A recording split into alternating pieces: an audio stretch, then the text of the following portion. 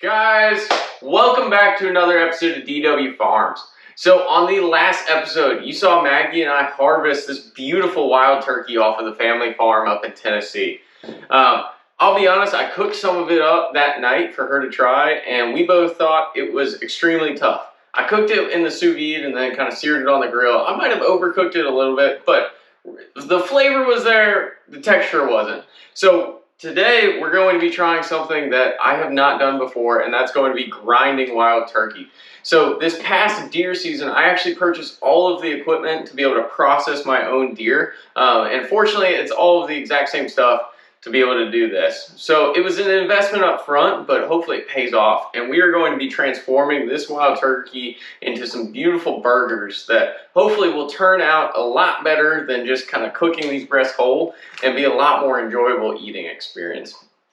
So what I'm going to do today is go ahead and break down these legs and one breast into manageable pieces for the grinder. I have a 1/2 horsepower made with meat grinder. It's an absolute beast, but still I'm probably going to cut everything up into about 1-inch cubes. We're going to vacuum seal it. Later tonight after I go to Kroger, we'll get all the spices ready for tomorrow, and I'll have the grinder set up for when I get home from work tomorrow, and then we'll be able to chew through all of this super quick and be able to cook up some beautiful burgers tomorrow.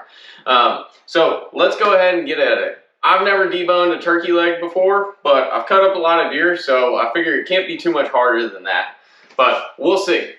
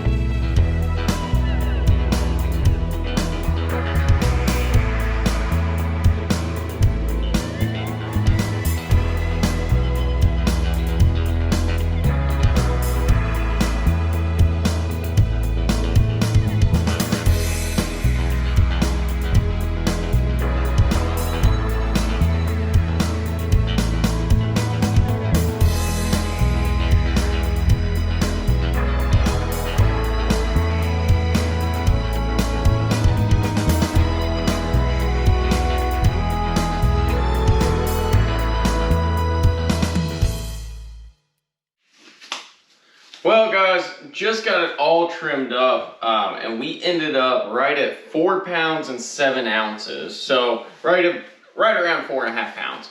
So we should get quite a few burgers out of this. This is my first time trimming out turkey legs. There were a lot more tendons than I was expecting, but I was able to trim out all of those. It's kind of like filleting a fish where you flip it over and just slide the knife along the tendon and cut the meat off. But I'm gonna get this all packed up. We'll mix up the seasoning later tonight and get the grinder set up and be good to go tomorrow to crank out the rest of these burgers.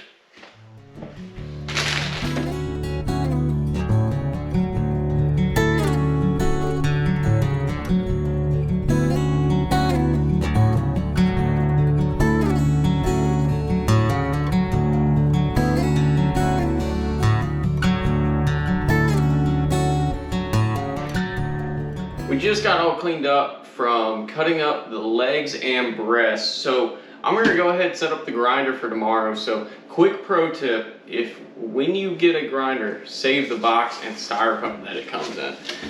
If you're like me, I know I'm gonna be moving soon and just don't have great places to store this type of stuff. So having a box to store it in makes it so much easier.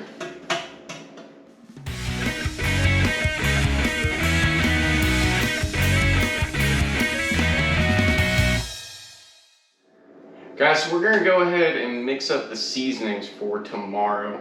I always like putting them into my food processor and then grinding them up. And then I pour all of the seasoning mix onto the chunked meat before I grind it. I just find I get a much evener mix throughout the entire process by doing that. So I'll put the table of spices that we're using kind of right here, and link is down in the description for the recipe I'm using.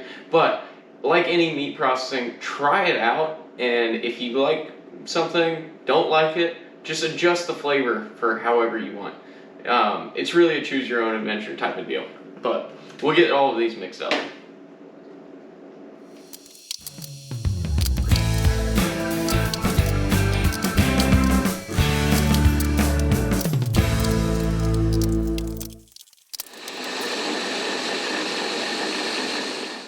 Woo-hoo-hoo! That sucker's cold!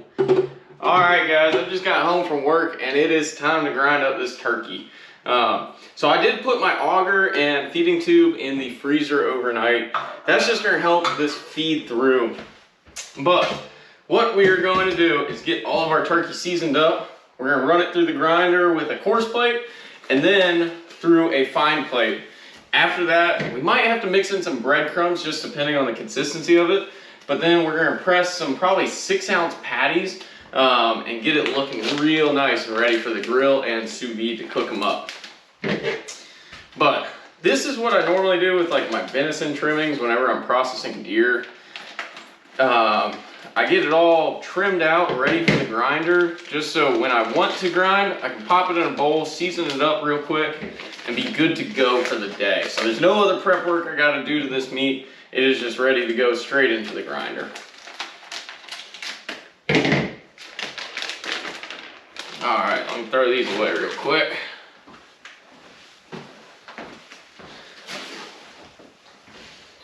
I don't know, I've never ground turkey, so I'm kind of interested to see how this is going to turn out.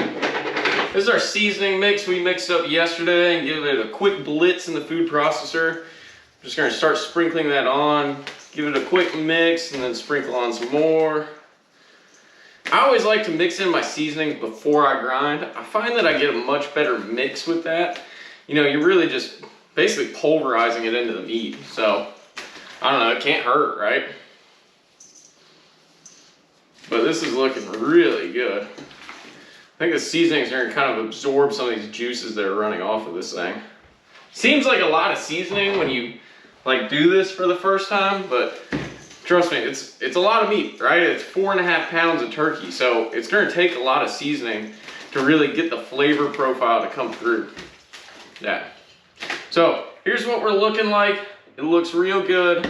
Let's start grinding. So like I said, we're gonna do the coarse plate first. It's about 1/4 inch holes on this. Again, this is the 1/2 horsepower grinder from Made with Meat. I run it with a foot pedal. I find I just get much better control with that. It's just a lot easier to operate, especially when you're running it by yourself. And sometimes have to stop to like refill your tray up here or whatever the reason. All right, I'm actually gonna feed into this because then it's one less bowl to clean right now. All right, let's drop it in a little bit. Let's start grinding.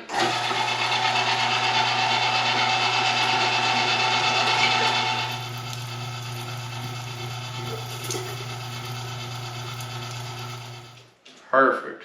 All right, so that's the finished product after a coarse grind. Looking pretty good. We're gonna give it a quick mix and we'll kind of even out that mix between the light and dark meat.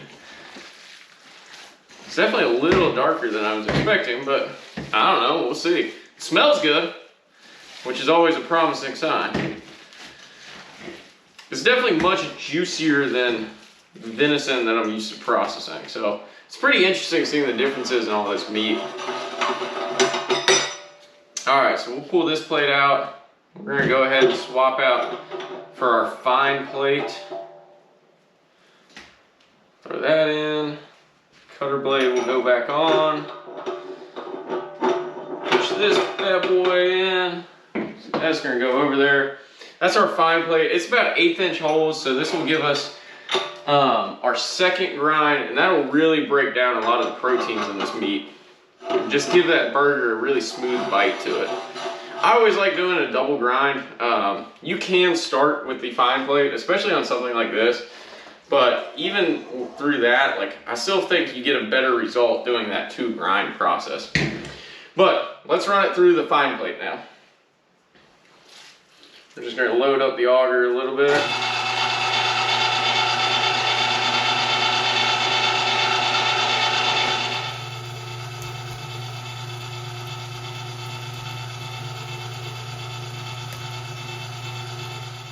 So here's our finished product after grinding. So this has all of our seasonings in it. It's looking really good.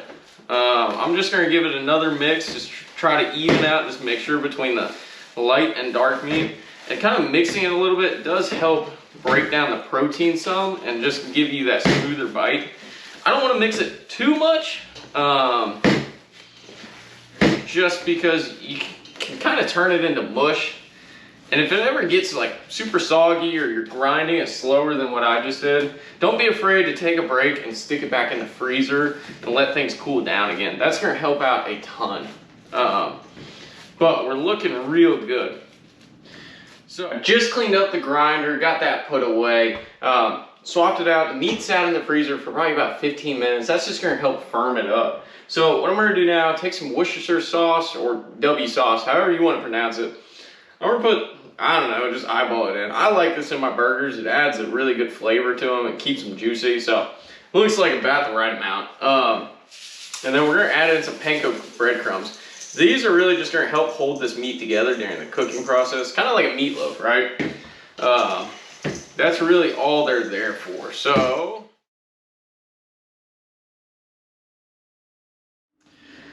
what we're gonna do is start weighing out 6 ounces. I highly recommend having a scale when you're doing food processing. I like these digital scales.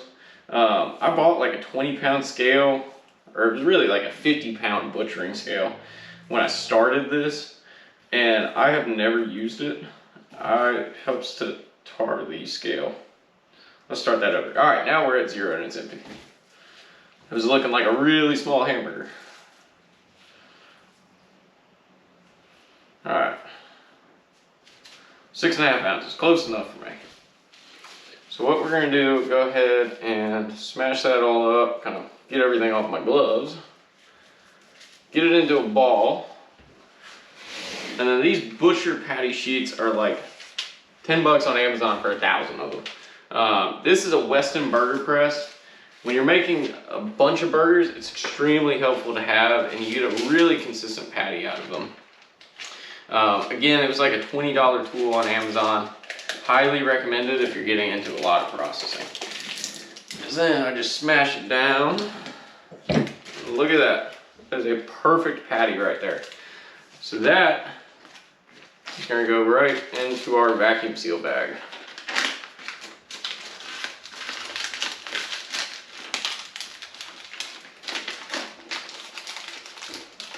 If I can get them in there. All right, there's one patty, so we're gonna go ahead and seal that up, repeat that with the rest of this meat.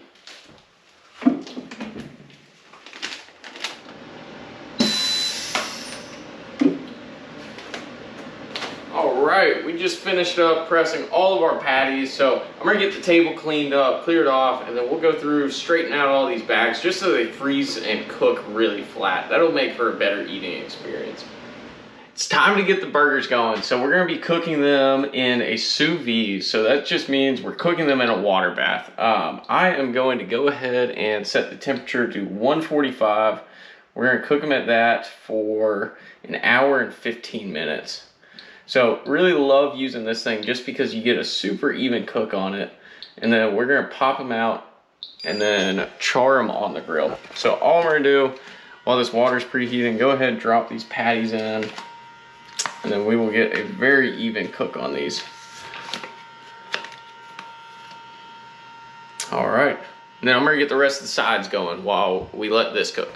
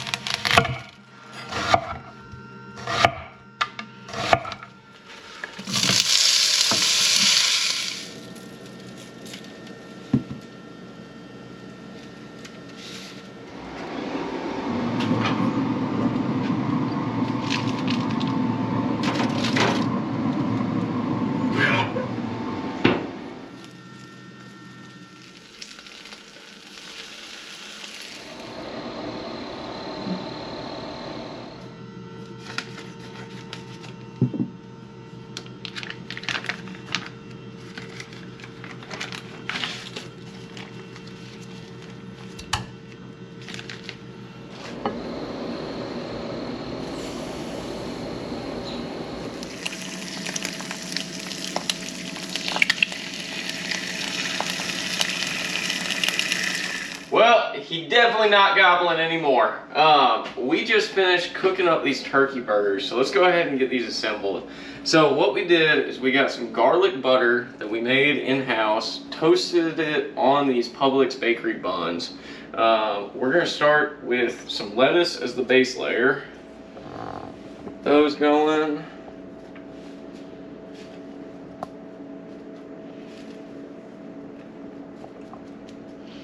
Little bed for him to lay down on. All right, we'll pop our patties on.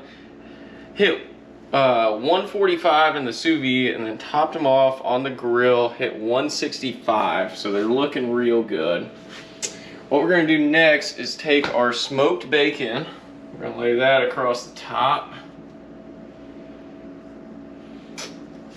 This, I just did some Traeger pork and poultry rub. I make that at home. It's just way cheaper than buying it in the store. So we got that. We're gonna put a few jalapenos on top just to give it that nice little kick.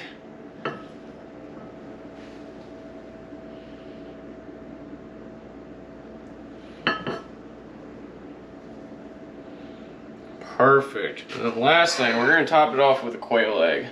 I definitely gotta work on my quail egg cracking skills because, well, it did not go well, as you can tell by the yolks, but we got it there. All right, we're gonna top them off with the condiments and then see how they taste. Woo! Just got through the first half of this burger and it is pretty darn good. Definitely got some fine tuning to do on the seasonings, but I mean, you can see the cook on it's great. It really came out great, and it's a different way to cook wild turkey. So if you got the equipment, definitely take advantage of grinding up your birds. You can do a lot with this. I kind of want to try meatloaf next with this. I feel like this really reminded me of the texture of meatloaf. But thank y'all for tuning in to DW Farms. If you like this type of content, please like and subscribe, and drop a comment down below if you want to see any other wild game recipes. Look forward to seeing y'all in the next episode.